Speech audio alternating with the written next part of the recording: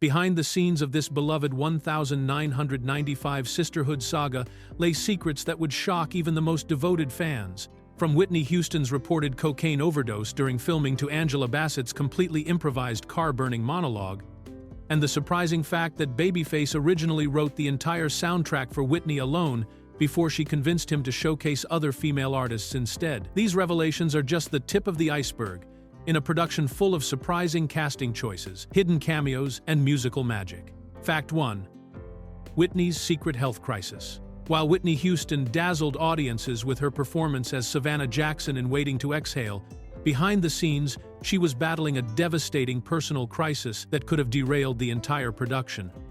According to David Roberts, Whitney Houston's longtime bodyguard who worked closely with the superstar throughout her career, Houston suffered a cocaine overdose during the filming of the 1995 movie, revealing just how serious her substance abuse struggles had become even at the height of her professional success. This shocking revelation puts Houston's polished performance in an entirely new light, showing the incredible professionalism and dedication she maintained even while facing life-threatening personal demons. Roberts, who was with Houston for years and witnessed her struggles firsthand, shared this information as part of the ongoing conversation about the pressures that many celebrities face behind closed doors. The fact that Houston was able to deliver such a memorable and emotionally resonant performance while dealing with addiction issues speaks to her remarkable talent and work ethic. The timing of this overdose during production makes it even more significant, because Waiting to Exhale represented a major career move for Houston, marking her transition from pure musical superstar to serious actress following her success in The Bodyguard. She was working alongside respected actors like Angela Bassett and under the direction of Forest Whitaker, making her first film appearance that wasn't primarily built around her singing abilities. The pressure to prove herself as an actress, combined with the intense scrutiny that came with her level of fame, may have contributed to the personal struggles she was experiencing during this period. Despite everything happening in her private life, Houston managed to create a character that felt authentic and relatable to audiences around the world. Fact 2. Angela's improvised fire speech. One of the most powerful and memorable scenes in Waiting to Exhale features Angela Bassett's character, Bernadine, loading her cheating husband's luxury car with his designer suits before setting the whole thing ablaze. But what makes this moment truly extraordinary is that her entire emotional monologue during the car-burning scene was completely improvised by Bassett herself. The passionate speech that audiences remember so vividly, where Bernadine expresses all her rage and heartbreak while watching her husband's possessions go up in flames, came directly from Bassett's own creative instincts in that moment, rather than from any written script. This improvisation happened during what was already an intense filming day, as the production team had to carefully coordinate the actual burning of the car and all the safety measures that went along with filming such a dangerous scene. Bassett found herself so connected to her character's emotional journey that when the cameras started rolling and she began speaking, the words just flowed naturally from her understanding of Bernadine's pain and fury. The director Forest Whitaker and the entire crew recognized immediately that what they were capturing was something special and authentic that couldn't have been written better by any screenwriter. The scene worked so well because Bassett tapped into genuine emotions that many women could relate to, expressing the feelings of betrayal and anger that come with discovering a partner's infidelity. Her improvised words captured the raw human experience of being abandoned after years of sacrifice and devotion, making the moment feel completely real rather than rehearsed. The fact that this iconic scene, which has become one of the most quoted and referenced moments in cinema history, came from pure spontaneous emotion rather than carefully crafted dialogue, shows just how talented and connected to her character Angela Bassett truly was during the filming process. Fact 3. Babyface's original Whitney only vision. When producer Kenneth "Babyface" Edmonds was first approached by director Forest Whitaker to create the soundtrack for Waiting to Exhale, his original plan was to write every single song for Whitney Houston to perform alone, essentially creating another massive solo album similar to what had happened with the Bodyguard soundtrack just a few years earlier. Babyface had already established a successful working relationship with Houston, having written and produced her hit song "I'm Your Baby Tonight," and he knew that her voice could carry an entire soundtrack based on the incredible success of The Bodyguard, which had spent 20 weeks at #1 on the Billboard 200 chart. The decision to change this approach came about through conversations between Babyface and Whitney Houston herself, who suggested that since the movie featured an ensemble cast of strong African-American women, The soundtrack should reflect that same spirit by showcasing multiple female artists, rather than focusing on just one voice. This idea aligned perfectly with the film's themes of sisterhood and female empowerment, and Houston was generous enough to step back from what could have been another massive solo project in order to create something more meaningful and representative of the movie's message. This last-minute change in direction led to one of the most successful and influential soundtracks in music history, featuring artists like Toni Braxton, Mary J. Blige, Aretha Franklin, TLC, Brandy, and many other talented women who might never have had the opportunity to be part of such a high-profile project. The soundtrack went on to spend 5 consecutive weeks at number 1, sold over 7 million copies, and earned 11 Grammy nominations, proving that the collaborative approach was not only the right creative choice, but also a massive commercial success that opened doors for numerous female artists. Fact 4. Halle Berry's missed opportunity. In what could have been a completely different casting scenario, director Forest Whitaker revealed in an interview with Ebony magazine that both Halle Berry and Robin Givens auditioned for the role of Robin Stokes, the successful executive who struggles with finding the right man in her romantic relationships. At the time of casting in 1994, both Berry and Givens were already established actresses with significant Hollywood credentials, making them obvious choices for such a high-profile film adaptation of Terry McMillan's best-selling novel. However, Whitaker made a deliberate strategic decision that would ultimately shape the entire feel of the movie and launch several careers in unexpected directions. After he had already secured major stars like Whitney Houston and Angela Bassett for 2 of the 4 main roles, he realized that adding more big-name celebrities might overshadow the ensemble nature of the story and create an unbalanced dynamic where some characters received more attention simply because of the fame of the actresses playing them. Instead of going with the star power that Berry or Givens would have brought to the role, Whitaker chose to cast Lela Rochon, who was relatively unknown to mainstream audiences at the time, despite having appeared in smaller roles in previous films. This decision allowed Rochon to bring a fresh energy to the character without any preconceived notions from audiences about who she was as a person or performer. The choice also meant that the 4 main characters could feel more like real friends rather than a collection of famous actresses playing friends, which helped maintain the authentic sisterhood dynamic that was so crucial to the film's emotional impact. Whitaker's casting philosophy of mixing established stars with lesser-known talent created a perfect balance that served the story well, though it's fascinating to imagine how different the film might have been with Halle Berry in the role that ultimately became one of Lela Rochon's most memorable performances. Fact 5. The Boomerang Connection Coincidence. One of the most unusual coincidences in the casting process for Waiting to Exhale involves a strange romantic connection that linked all 3 actresses who were considered for the role of Robin Stokes through their previous work in the 1992 romantic comedy Boomerang, starring Eddie Murphy. Lela Rochon, who ultimately got the part, along with Halle Berry and Robin Givens, who both auditioned for the same role, had all appeared in Boomerang just 3 years earlier, and each of them had shared intimate romantic scenes with Eddie Murphy's character in that film.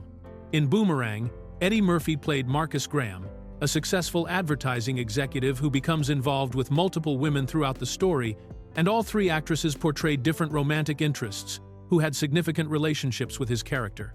This created an odd situation where Forest Whitaker was essentially choosing between 3 actresses who had all been Eddie Murphy's on-screen love interests in the same movie, making the casting process feel like a reunion of Murphy's former film girlfriends rather than a typical audition scenario. The coincidence becomes even more interesting when you consider that Boomerang was also a film focused on African-American relationships and featured many of the same themes about love, career success, and personal growth that would later appear in Waiting to Exhale. The fact that all 3 potential Robin actresses had experience working in a similar type of romantic drama with ensemble casting may have been part of what made them all attractive candidates for the role, since they had already proven they could handle the complex emotional dynamics that Terry McMillan's story required. This strange connection also highlights how small the pool of available African-American actresses was in Hollywood during the early 1990s, where the same talented women kept appearing in similar types of films simply because there weren't as many opportunities available for actresses of color in mainstream cinema. Fact 6. Breaking Bad's secret cameo. Long before Giancarlo Esposito became a household name as the terrifyingly calm drug kingpin Gus Fring in the hit television series Breaking Bad, he made a brief but memorable uncredited appearance in Waiting to Exhale as David Matthews, the ex-husband of Loretta Devine's character Gloria, who reveals that he has always been bisexual and now realizes he is gay.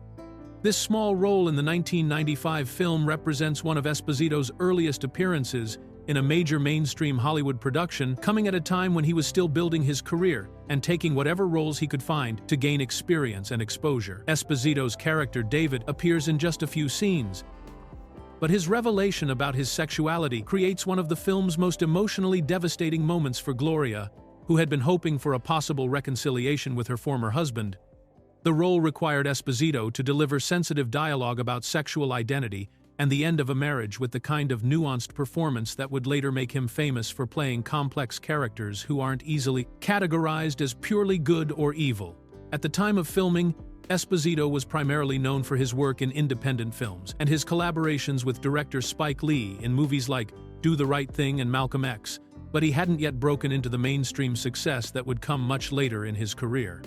The fact that he worked uncredited on Waiting to Exhale suggests that this was likely a small favor or a minor role that he took to gain experience working with a major studio production and establish stars like Whitney Houston, Angela Bassett. Looking back, it's fascinating to see the future Breaking Bad villain in such a different type of role, playing a character dealing with personal identity issues rather than the calculating criminal mastermind that would make him famous decades later.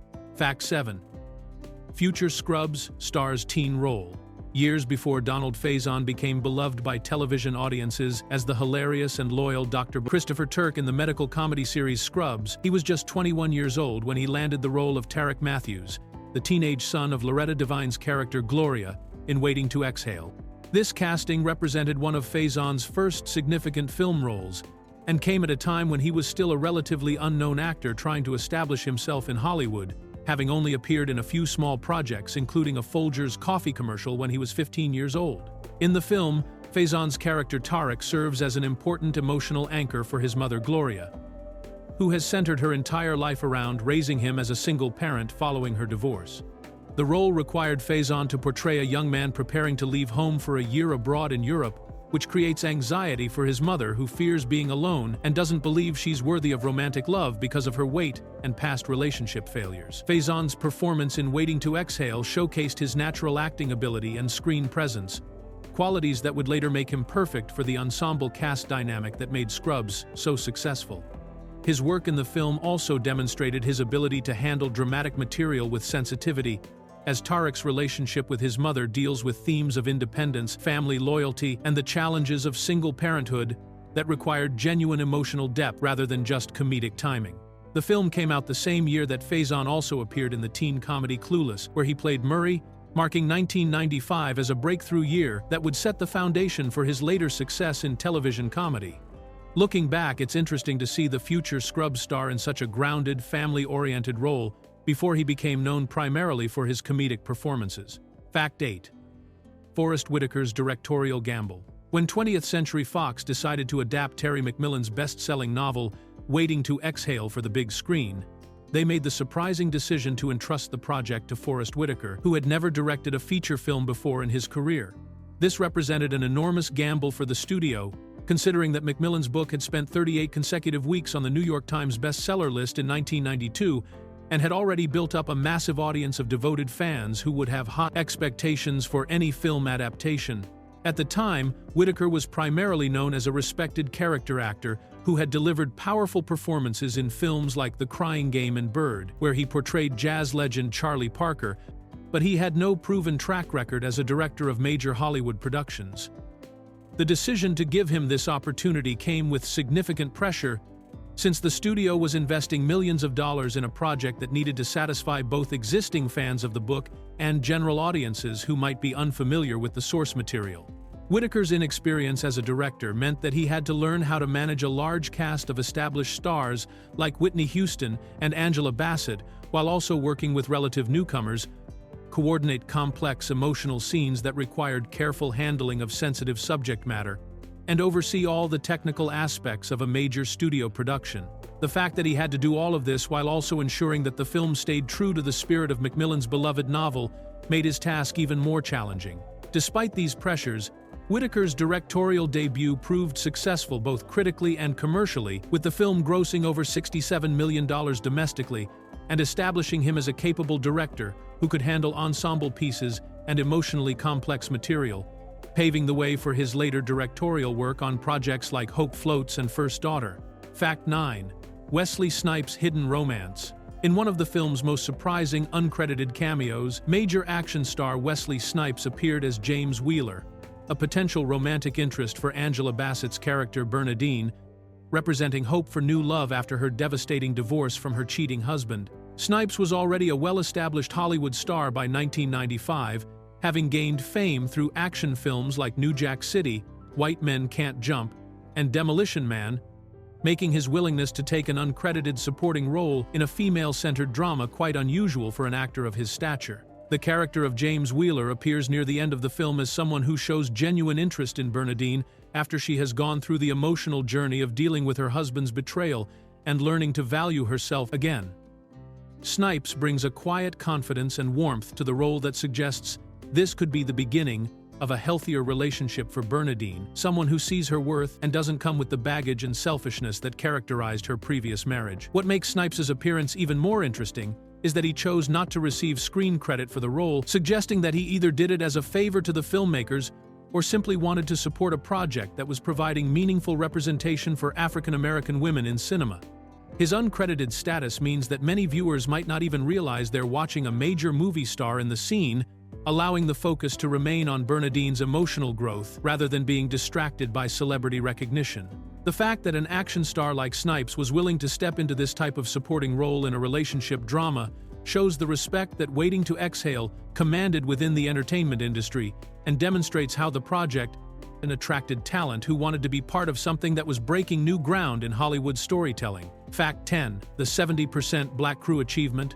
Author Terry McMillan made a deliberate and groundbreaking decision to ensure that the film adaptation of her novel would be created primarily by African American talent, both in front of and behind the camera, revealing in interviews that they specifically wanted to keep the production as Black as possible throughout every aspect of the filmmaking process. This commitment extended far beyond just casting the main roles, and included hiring African American professionals for technical positions, creative roles, and production jobs that are typically dominated by white workers in the Hollywood film industry. The production team successfully achieved an unprecedented 70% African American crew, which was virtually unheard of for a major studio film in the 1990s, when diversity in Hollywood technical and creative positions was extremely limited. This meant that positions like cinematography, sound recording, costume design, set decoration, hair and makeup, editing, and dozens of other crucial behind-the-scenes jobs were filled by Black professionals who often had limited opportunities to work on high-profile projects due to industry barriers and networking limitations. McMillan's insistence on this level of representation was particularly significant because it provided career opportunities and experience for African American film workers who might otherwise have been overlooked for a project of this scale and budget. The decision also ensured that the cultural authenticity of the story would be maintained throughout every aspect of production, from understanding the nuances of Black women's hairstyles and fashion choices to capturing the authentic rhythms and dynamics of African American social interactions. This achievement was especially remarkable considering that most Hollywood productions at the time had predominantly white crews, making Waiting to Exhale a rare example of a major studio film that prioritized diversity not just in its casting but throughout its entire production structure, setting a precedent that unfortunately remained uncommon in the film industry for many years afterward. Fact 11. Monument Valley's unexpected appearance. In a surprising choice that most viewers probably never noticed, parts of Waiting to Exhale were actually filmed at Monument Valley in Utah, the same iconic desert landscape that has served as the backdrop for countless classic Western films starring John Wayne and other cowboy heroes throughout Hollywood history. This decision to include the famous Red Rock formations and sweeping desert vistas in a contemporary urban drama about 4 professional African American women seems completely out of place at first glance, since the story is supposed to take place in modern Phoenix, Arizona, and focuses on upscale city life rather than rugged frontier adventures. The inclusion of Monument Valley footage creates an interesting visual contrast between the traditional Western imagery that has dominated American cinema for decades, and this groundbreaking film that was telling a completely different kind of American story centered on Black women's experiences in the 1990s. Monument Valley has been featured in so many Western movies that it has become almost synonymous with a particular vision of American masculinity and frontier mythology, making its appearance in Waiting to Exhale an unexpected mixing of cinematic traditions. Most of the film's action takes place in various Arizona locations, including Phoenix, Chandler, Fountain Hills, and Paradise Valley, which provided the urban and suburban settings needed for the characters' modern professional lives, luxury homes, and upscale social gatherings. The Monument Valley scenes were likely used for transitional moments or establishing shots that helped create a sense of the broader southwestern landscape where the story unfolds. This unusual location choice demonstrates how the filmmakers were willing to incorporate different visual elements to create the right atmosphere for their story, even if it meant borrowing imagery from a completely different genre of American filmmaking that had traditionally excluded the voices and experiences that Waiting to Exhale was specifically designed to celebrate and represent. Fact 12.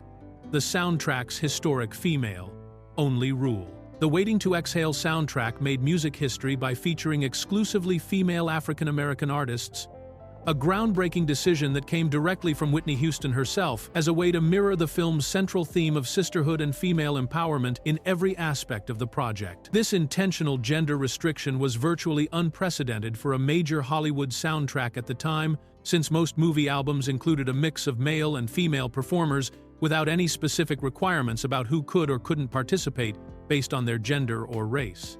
Houston's suggestion to limit the soundtrack to only women created an opportunity for female R&B and soul artists to showcase their talents on what would become one of the most successful soundtracks of the 1990s, featuring powerhouse voices like Toni Braxton, Mary J.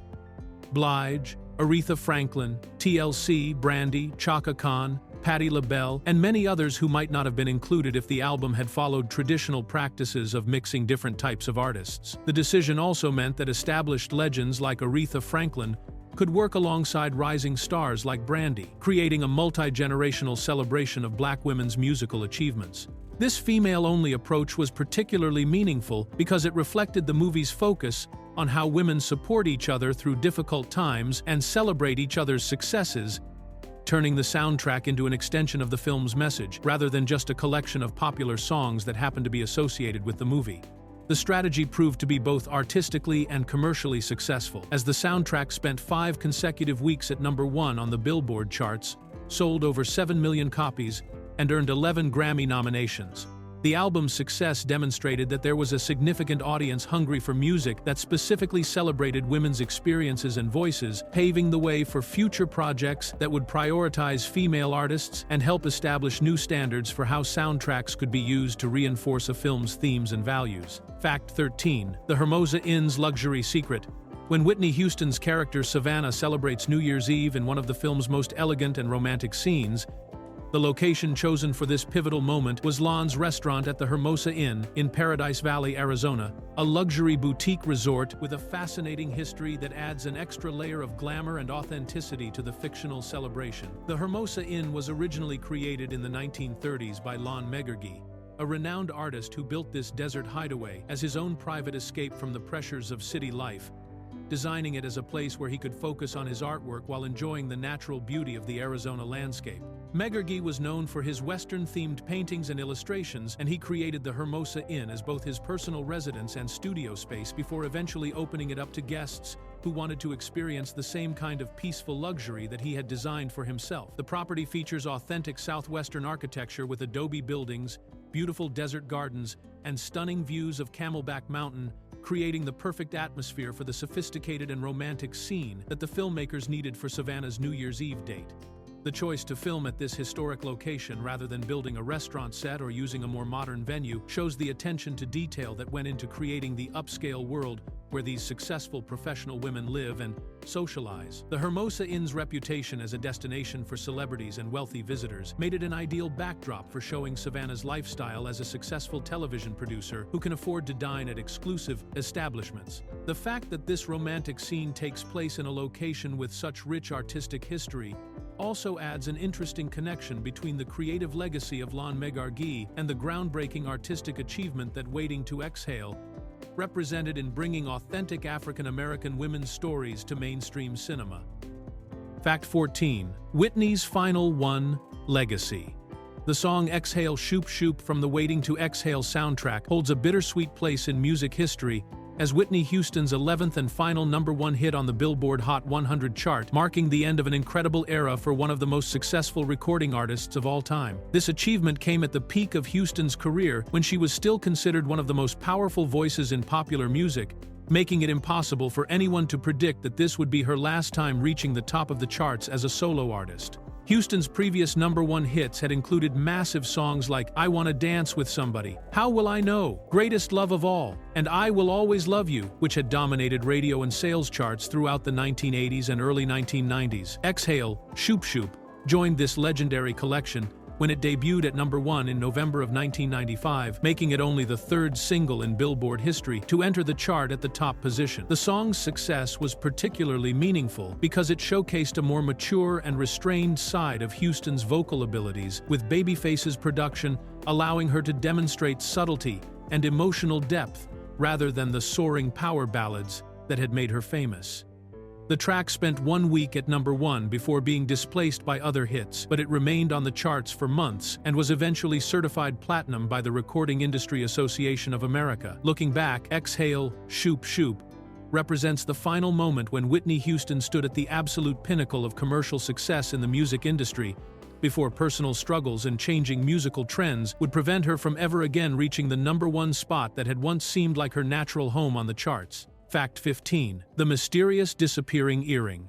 In one of those peculiar movie mistakes that somehow slips through even the most careful production process, Loretta Devine's character Gloria has a continuity error involving her right earring that appears and disappears multiple times during her emotional conversation with her ex-husband about their son Tarek. This type of wardrobe and accessory inconsistency is exactly the kind of detail that script supervisors and editors are specifically trained to catch during filming and post-production, making it particularly surprising that such an obvious visual error made it into the final cut of a major studio release. The scene in question involves Gloria having a difficult discussion with her former husband David, played by Giancarlo Esposito, about their relationship and their son's future, which is already emotionally charged without the distraction of watching jewelry magically appear and disappear from shot to shot. Continuity errors like this typically happen when scenes are filmed out of sequence or over multiple days, and the costume department fails to maintain exact consistency in how accessories are worn between different takes and camera angles. What makes this particular mistake even more noticeable is that earrings are relatively large and eye-catching accessories that viewers can easily spot, especially during close-up shots that focus on the actors' faces during important dialogue scenes. The fact that this error survived through multiple rounds of editing, review screenings, and final approval suggests that everyone involved in the post-production process was so focused on the emotional content and performances that they simply overlooked the vanishing jewelry. This kind of continuity mistake is fairly common in Hollywood productions, but it becomes more interesting when it occurs in high-profile films with significant budgets and experienced crews who are expected to maintain professional standards throughout every aspect of the filmmaking process, proving that even major studio productions aren't immune to simple human oversight.